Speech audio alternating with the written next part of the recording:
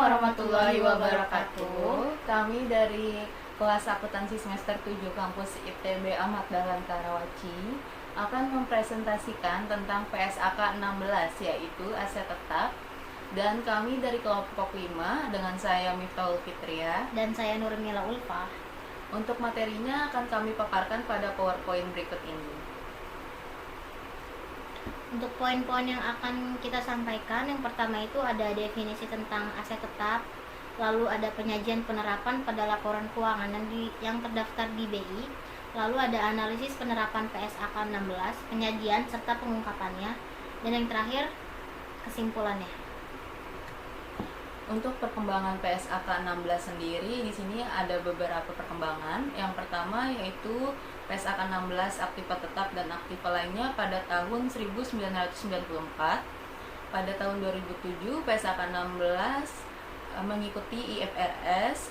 Untuk yang direvisi yaitu pada model revaluasi serta pengaturan depresiasi dalam satu PSAK.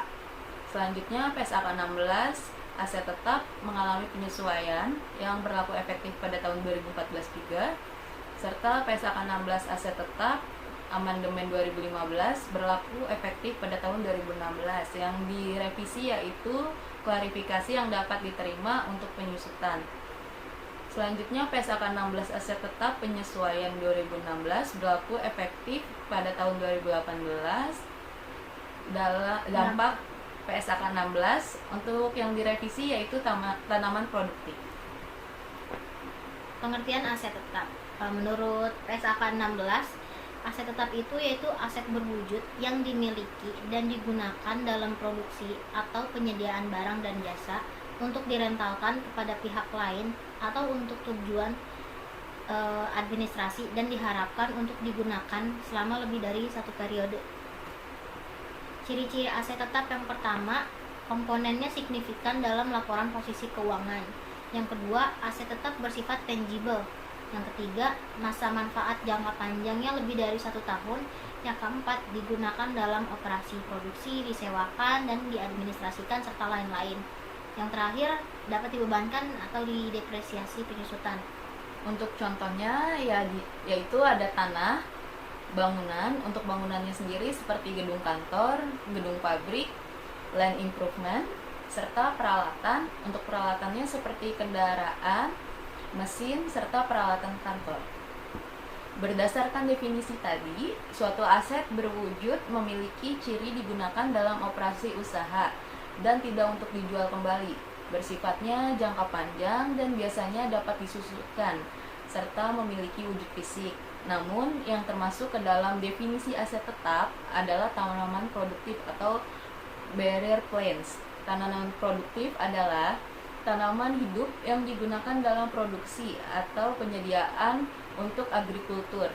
Diharapkan untuk menghasilkan produk untuk jangka panjang serta dari satu periode dan memiliki kemungkinan yang sangat jarang untuk dijual sebagai produk agrikultur, kecuali untuk penjualan sisa yang insendial. Untuk pengakuan biaya perolehan awal aset tetap, menurut PSAK 16, untuk dapat dikapitalisasi ke dalam aset tetap, biaya perolehan awal aset tetap harus memenuhi 2 kriteria kapitalisasi, yaitu kemungkinan besar manfaat ekonomis aset tetap mengalir ke perusahaan di masa mendatang, dan biaya perolehannya dapat diukur secara andal. Yang termasuk dalam komponen biaya perolehan aset tetap itu meliputi harga perolehan, meliputi biaya yang dapat didistribusikan langsung dan diestimasi, biaya pembongkaran dan pemindahan aset tetap, dan restorasi lokasi.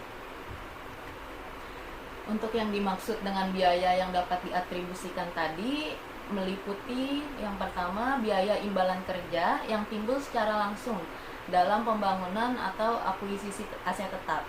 Yang kedua yaitu biaya penyiapan lahan untuk pabrik. Yang ketiga biaya penanganan dan penyerahan awal. Yang keempat biaya perakitan dan instalasi. Yang kelimanya biaya pengujian aset.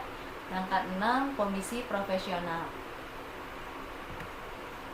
Sedangkan contoh biaya di bawah ini yang bukan merupakan biaya perolehan, yaitu biaya pembukaan fasilitas baru, grand opening atau soft opening, Yang kedua, biaya pengenalan produk atau jasa.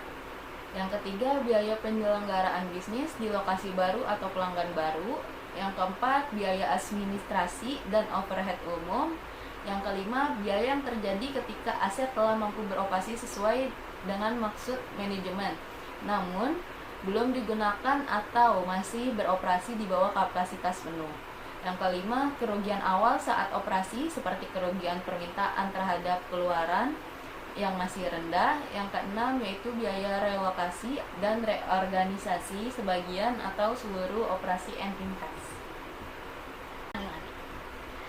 Pengukuran setelah pengakuan, aset tetap dapat diukur melalui dua model, yaitu ada cost model dan revaluation model. Untuk model cost atau biaya, aset tetap dicatat pada biaya perolehan dikurangi akumulasi penyusutan dan akumulasi rugi penurunan nilai. Lalu untuk revaluation model, yaitu aset tetap dicatat pada nilai wajar pada tanggal revaluasi dikurangi akumulasi penyusutan dan akumulasi rugi penurunan nilai yang terjadi setelah tanggal revaluasi. Yang dimaksud penyusutan itu adalah alokasi sistematis jumlah yang dapat disusutkan dari suatu aset selama umur manfaatnya. Lalu untuk penyusutan dimulai pada saat aset tetap tersebut siap digunakan, yakni pada saat aset berada di lokasi dan kondisi yang diinginkan agar aset siap digunakan sesuai dengan keinginan dan maksud manajemen.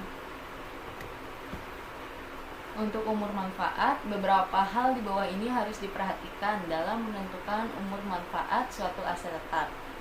Yang pertama itu ekspektasi daya pakai aset. Yang kedua, ekspektasi tingkat keausan fisik aset. Yang ketiga, keusangan teknis dan keusangan komersial. Yang keempat, yaitu pembatasan penggunaan aset karena aspek hukum, misalnya karena sewa. Berdasarkan kriteria di atas, metode penyusutan yang digunakan harus mencerminkan ekspektasi pola konsumsi manfaat ekonomis masa depan atas aset oleh entitas. Metode penyusutan berdasarkan pendapatan pada dasarnya tidak tepat. PSAK menyerahkan kepada entitas untuk menghitung sendiri masa manfaat dengan memperhatikan 4 kriteria di atas. Sedangkan menurut Undang-Undang PPH, masa manfaat suatu aset tetap berwujud hanya dibagi menjadi 4 kelompok, yaitu umur manfaat 4, 8, 16, 20 tahun itu untuk aset selain bangunan, dan untuk 10 dan 20 tahun itu untuk aset bangunan. Hal ini yang akan menyebabkan terjadinya perbedaan penyusutan komersial dan fiskal, selain perbedaan penentuan kapan suatu aset harus dimulai disusutkan. Untuk di sini terdapat tabel tentang masa manfaat dan tarif penyusutannya. Untuk kriteria bukan bangunan kelompok 1, masa manfaatnya 4 tahun.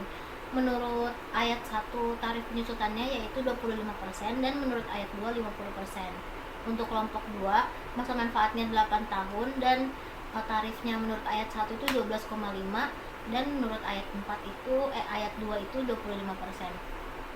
Untuk kelompok 3, masa manfaatnya 16 tahun, tarif penyusutan menurut ayat 1 itu 6,25% dan menurut ayat 2 12,5%. Lalu untuk kelompok 4, masa manfaatnya 20 tahun, untuk tarif ayat 1 yaitu 5% dan ayat 2 itu 10%. Untuk bangunan permanen dan tidak permanen, masa manfaatnya 20 dan 10 tahun dan tarifnya menurut ayat 1 5 dan 10%. Selanjutnya yaitu nilai wajar. Nilai wajar yang dimaksud oleh PSAK adalah nilai di mana suatu aset dapat dipertukarkan atau suatu kewajiban diselesaikan antara pihak yang memahami dan berkeinginan untuk melakukan transaksi wajar. Nilai wajar bukanlah nilai yang akan diterima atau dibayarkan oleh entitas dalam suatu transaksi, namun likuidasi yang dilaksanakan atau penjualan akibat kesulitan keuangan. Menurut PSAK 16, untuk menentukan nilai wajar digunakan berikut ini. Yang pertama yaitu kuotasi harga di pasar aktif. Pasar aktif yang dimaksud adalah pasar di mana transaksi atas aset atau liabilitas yang terjadi dengan frekuensi dan volume yang memadai untuk menyediakan informasi harga serta berkelanjutan sesuai dari definisi pada PSAK 68. Contoh dari pasar aktif adalah saham atau pasar komoditas. Jika kuotasi harga pasar aktif tidak dapat ditemui, maka digunakan teknik penilaian yang meliputi: 1. Penggunaan transaksi-transaksi pasar wajar yang terkini antara pihak-pihak yang mengerti dan berkeinginan jika tersedia. Maksudnya pasar-pasar wajar ini pasar-pasar retail market kayak gitu. Lalu yang kedua, referensi atas nilai wajar terkini dari instrumen lain yang secara substansi sama. Dan yang ketiga, analisis arus kas yang didiskontokan. Dan yang terakhir itu model penetapan harga opsi. Lalu yang ketiga, apabila tidak ada pasar yang dapat dijadikan acuan dalam menentukan nilai karena sifat aset yang khusus dan jarang diperjualbelikan, maka entitas perlu mengestimasi nilai wajar menggunakan pendekatan penghasilan atau income approach atau depresiasi replacement cost. Revaluation model. Pada revaluation model, aset tetap direvaluasi secara berkala untuk menentukan nilai wajarnya pada tanggal revaluasi. Selanjutnya, revaluation model juga dibagi menjadi dua jenis. Yang pertama yaitu proporsional dan eliminasi yang kedua. Apabila suatu aset dicatat dengan revaluasi model, seluruh aset tetap dalam kelompok yang sama juga harus direvaluasi. Pada saat entitas memilih mencatat aset tetap dengan menggunakan revaluation model, jika jumlah yang tercatat aset tetap meningkat sebagai akibat revaluasi, maka yang pertama yaitu kenaikan diakui di pendapatan komprehensif lain atau OCI dan terakumulasi dalam ekuitas pada bagian surplus revaluasi. Yang kedua, kenaikan diakui di laba rugi hingga sebesar penurunan nilai aset tetap yang sama akibat revaluasi yang pernah diakui sebelumnya dalam laba rugi. Sementara jika jumlah tercatat aset tetap menurun akibat revaluasi, maka yang pertama yaitu penurunan diakui di pendapatan komprehensif lain sepanjang tidak melebihi saldo surplus aset tercatat. Yang kedua, penurunan diakui dalam laporan laba rugi jika tidak terdapat saldo surplus revaluasi akibat dari revaluasi periode sebelumnya. Dan dari tabel yang tadi, surplus revaluasi dapat dipindahkan langsung ke saldo laba pada saat aset tersebut dihentikan penggunaannya, atau pemindahan tersebut juga dapat dilakukan seiring dengan penggunaan aset oleh entitas. Nilai yang dipindahkan sebesar perbedaan penyusutan dengan revaluasian dan penyusutan dengan biaya perolehan, atau nilai surplus revaluasi dibagi dengan masa manfaat ekonomis. Apabila entitas menggunakan model revaluasian dalam mencatat aset tetapnya, maka harus dilakukan review periodik minimum setiap akhir periode untuk mereview masa manfaat, nilai sisa, dan metode penyusutan yang digunakan. Apabila berdasarkan hasil review dapat perubahan atas masa manfaat, nilai sisa, atau metode penyusutan, maka perubahan tersebut diberlakukan secara prospektif. Untuk penghentian pengakuan, jumlah aset tercatat aset tetap dihentikan pengakuannya pada saat pelepasan atau saat tidak adanya ekonomi masa depan yang diekspektasikan dari penggunaan atau pelepasannya. Keuntungan atau kerugian yang timbul dari penghentian pengakuan aset tetap ditentukan selisih antara jumlah hasil pelepasan neto jika ada jumlah tercatatnya. Selanjutnya, penyajian laporan keuangan. Berikut ini tampilan laporan keuangan milik PT Surya Semesta Ini laporan keuangan milik PT Surya Semesta Internusa Tbk dan entitas anak, laporan posisi keuangan konsolidasian. Terdapat aset lancar, aset tidak lancar, dan ini terdapat aset tetapnya. Terdapat tanah, bangunan, pertanaman, mesin dan peralatan kantor, peralatan proyek, kendaraan, perabot, perlengkapan operasional, dan aset dalam konstruksi. Terdapat dari periode 1 Januari sampai 31 Desember 2019. Dan berikut adalah analisis penerapan PSAK 16 di PT Surya Semesta Internusa. PSAK 16 aset tetap yang dimiliki oleh PT Surya Semesta Internusa berupa tanah, bangunan, mesin, peralatan kantor, peralatan proyek, kendaraan, perabot, dan perlengkapan operasional dan aset dalam konstruksi yang mana memberikan manfaat ekonomi Aset tetap yang diperkirakan akan memberikan manfaat dan menunjang operasional perusahaan sehingga perusahaan bisa menjalankan kegiatan operasional perusahaan dalam melayani konsumen. Penyajian aset tetap pada laporan posisi keuangan disajikan di pos aktiva tetap. Dalam hal ini, pengakuan dan penyajian aset perusahaan sudah sesuai dengan panduan yang dimiliki oleh perusahaan dan tidak menyimpang dari PSAK nomor 16. Lalu untuk jumlah biaya perolehan aset tetap berupa tanah, bangunan, mesin parabot, peralatan kantor, dan yang lainnya pada awal tahun 2019 adalah sebesar 2.536.026 juta sekian, dan jumlah akumulasi penyusutan sebesar 1.283.827 juta sekian. Maka jumlah aset tetap bersih pada awal tahun adalah sebesar 1.252.198 juta sekian. Kemudian terjadi penambahan biaya perolehan sebesar 82.763 juta sekian, dan penambahan biaya penyusutan sebesar 122.524 juta sekian. Selain itu juga terdapat pengurangan pada biaya perolehan sebesar 9.181.284.000 sekian. Dan akumulasi penyusutan sebesar 7.824.641.000 sekian. Maka dari itu nilai aset tetap keuangan PT Surya Semesta Internusa pada tahun 2019 sebesar 1.211.081.000 sekian. Dan akumulasi penyusutan sebesar 7.824.641.000 sekian. Maka dari itu nilai aset tetap keuangan PT Surya Semesta Internusa pada tahun 2019 sebesar 1.211.081.000 sekian. Dari penjabaran atas materi PSAK 16 di atas, di sini dapat kami tarik kesimpulan. Yang pertama dari segi definisinya, aset tetap adalah aset yang berwujud yang dimiliki dan digunakan dalam produksi atau penyediaan barang atau jasa untuk direntalkan kepada pihak lain atau untuk tujuan administratif dan diharapkan untuk digunakan selama lebih dari satu periode. Yang kedua yaitu dari segi pengakuan, biaya perolehan aset tetap diakui sebagai aset jika dan hanya jika yang pertama, biaya perolehan dapat diukur secara andal. Yang kedua, dari kemungkinan besar entitas akan memperoleh manfaat ekonomi masa depan dari aset tersebut. Lalu entitas akan merevaluasi berdasarkan prinsip pengakuan terhadap semua biaya perolehan aset tetap pada saat terjadinya.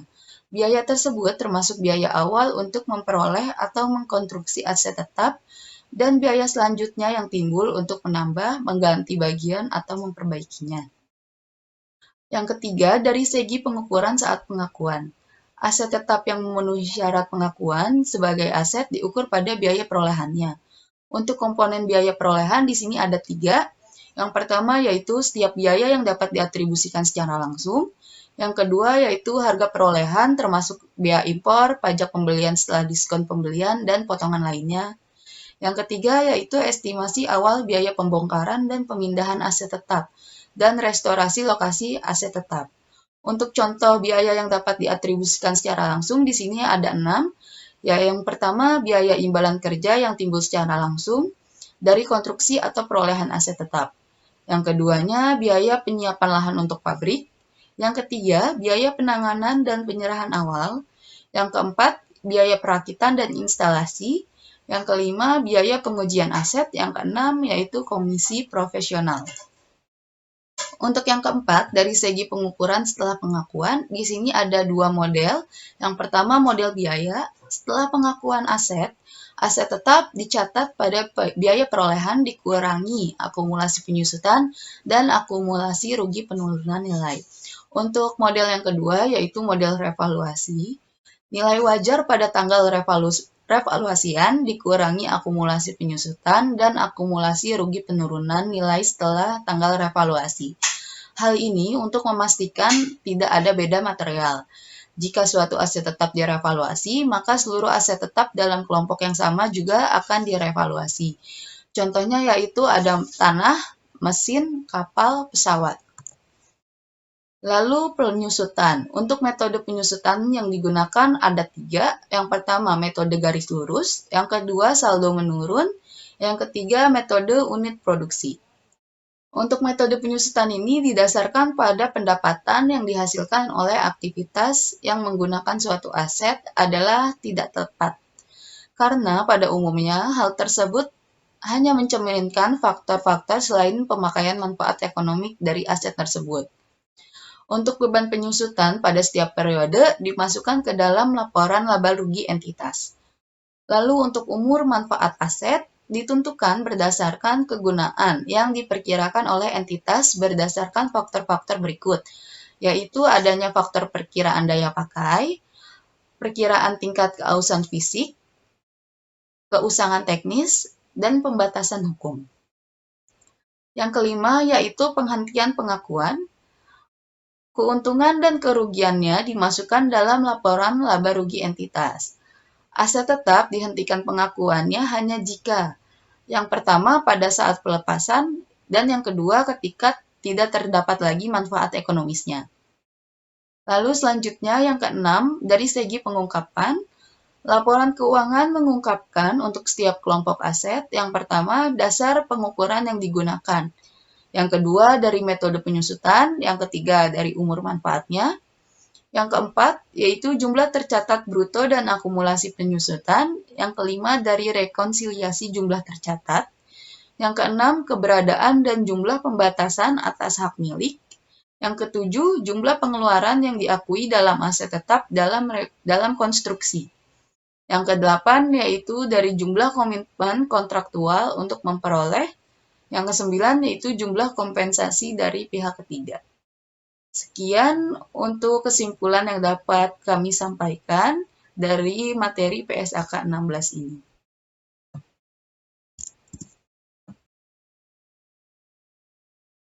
Dari penjabaran atas materi PSAK 16 di atas, di sini dapat kami tarik kesimpulan. Yang pertama dari segi definisinya, aset tetap adalah aset yang berwujud yang dimiliki dan digunakan dalam produksi atau penyediaan barang atau jasa, untuk direntalkan kepada pihak lain atau untuk tujuan administratif dan diharapkan untuk digunakan selama lebih dari 1 periode. Yang kedua yaitu dari segi pengakuan, biaya perolehan aset tetap diakui sebagai aset jika dan hanya jika yang pertama, biaya perolehan dapat diukur secara andal. Yang kedua, dari kemungkinan besar entitas akan memperoleh manfaat ekonomi masa depan dari aset tersebut. Lalu entitas akan merevaluasi berdasarkan prinsip pengakuan terhadap semua biaya perolehan aset tetap pada saat terjadinya. Biaya tersebut termasuk biaya awal untuk memperoleh atau mengkonstruksi aset tetap dan biaya selanjutnya yang timbul untuk menambah, mengganti bagian, atau memperbaikinya. Yang ketiga, dari segi pengukuran saat pengakuan. Aset tetap yang memenuhi syarat pengakuan sebagai aset diukur pada biaya perolehannya. Untuk komponen biaya perolehan di sini ada 3. Yang pertama yaitu setiap biaya yang dapat diatribusikan secara langsung. Yang kedua yaitu harga perolehan termasuk biaya impor, pajak pembelian setelah diskon pembelian, dan potongan lainnya.